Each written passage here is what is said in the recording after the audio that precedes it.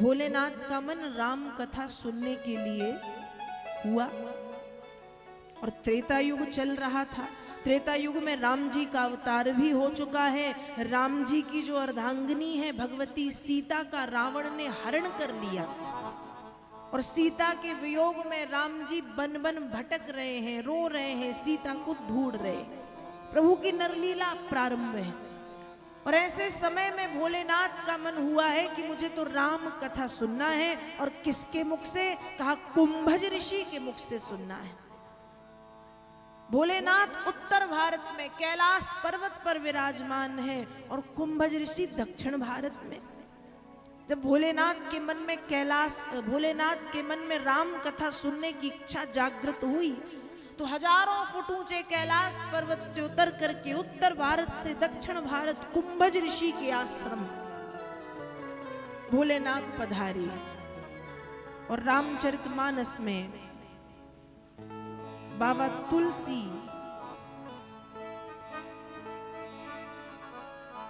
लिखते हैं। देखिए रामचरितमानस में जहां पर भी एक बार शब्द का प्रयोग किया गया है, बाबा तुलसी ने जहां पर भी एक बार शब्द का प्रयोग किया है वहां पर कोई विशेष प्रसंग बताया है या वहां पर कोई विशेष घटना घटी है या कोई विशेष बात बताने का प्रयत्न किया है। जैसे सुनिए आप, मानस में बाबा तुलसी लिखते हैं, एक बार त्रेता युग माही, एक बार त्रेता युग माही, शंभु गए कुंभज ऋषि पाही, शंभु गए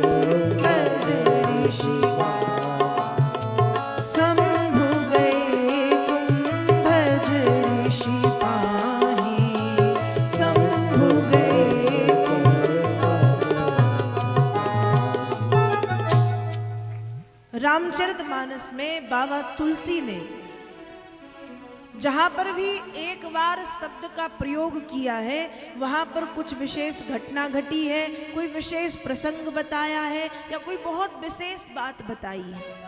जैसे आपने एक चौपाई अभी सुनी, एक बार त्रेता युग माही, शंभु गए कुंभज ऋषि पाही, एक बार भूपति मन माही, भई गलानी मोरे सुत नाही, एक बार चुनि कुसुम सुहाए, निज कर भूषण राम बनाए, एक बार भरी मकर नहाए, सब मुनीस आश्रमन सिधाए।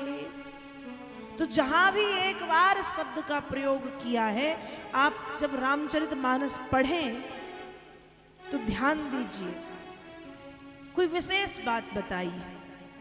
और आज भी एक बार शब्द का प्रयोग किया है, मतलब कुछ विशेष घटना घटित होने वाली है। भोलेनाथ का मन राम कथा सुनने के लिए हुआ है। हजारों फुट ऊंचे कैलाश पर्वत से उतर करके भोलेनाथ उत्तर भारत से दक्षिण भारत कुंभज ऋषि के आश्रम में राम कथा सुनने के लिए पधार रहे हैं। और जब भोलेनाथ पधारे, कुंभज ऋषि अपनी आसन पर बैठे थे। जैसे ही कुंभज ऋषि ने देखा, आसन से उठ करके खड़े हो गए और दोनों हाथ जोड़ लिए। अब यहां पर श्रोता कौन है, कथा सुनने कौन आया है, जल्दी बताइए। कथा सुनने कौन आया है? कौन आया है? भोलेनाथ। कथा सुनाने वाले कौन हैं? कुंभज ऋषि। अब आप ये बताइए, हमारी जो परंपरा है वो ये कहती है कि जब कथा सुनाने वाले जो व्यास हैं, जो कथाकार हैं, उनका जब आगमन होता है तो श्रोता अपनी आसन से खड़े होकर उनका सम्मान करते हैं। वक्ता तो कुंभज ऋषि है, श्रोता भगवान शंकर है। तो श्रोता के आने पर कुंभज ऋषि उठ करके खड़े क्यों हो गए? कुंभज ऋषि खड़े इसलिए हुए हैं क्योंकि आज कुंभज ऋषि ने देखा कि आज जो कथा सुनने के लिए पधारे हैं वो कोई साधारण श्रोता नहीं है। स्वयं रामचरितमानस के प्रथम प्रणेता, रामचरितमानस के प्रथम रचयिता भगवान शंकर।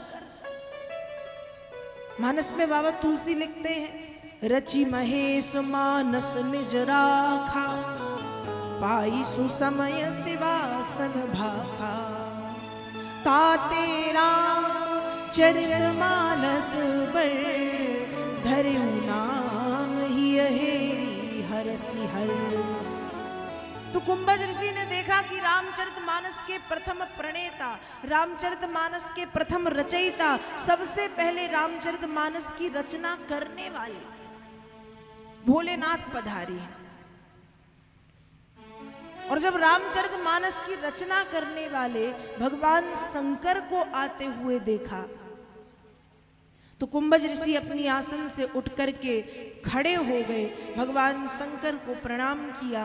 और कुंभज ऋषि ने देखा कि आज भगवान शंकर अकेले नहीं हैं, भगवान शंकर के साथ संग सती जग जननी भवानी, भोलेनाथ के साथ जगत की जगदम्बा, जगत की जननी, जगत की माँ पराम्बा भगवती भवानी स्वयं पधारी हैं। इसलिए जगत के माता पिता को जब आते हुए देखा तो आसन से उठ करके कुंभज ऋषि ने भोलेनाथ और माँ सती का स्वागत किया। अंत में भोलेनाथ कहते हैं कि आप हमें राम कथा श्रवण कराएं। हम राम कथा का श्रवण पान करने के लिए यहाँ पर पधारे हैं। कुंभज ऋषि ने राम कथा सुनाना प्रारंभ किया।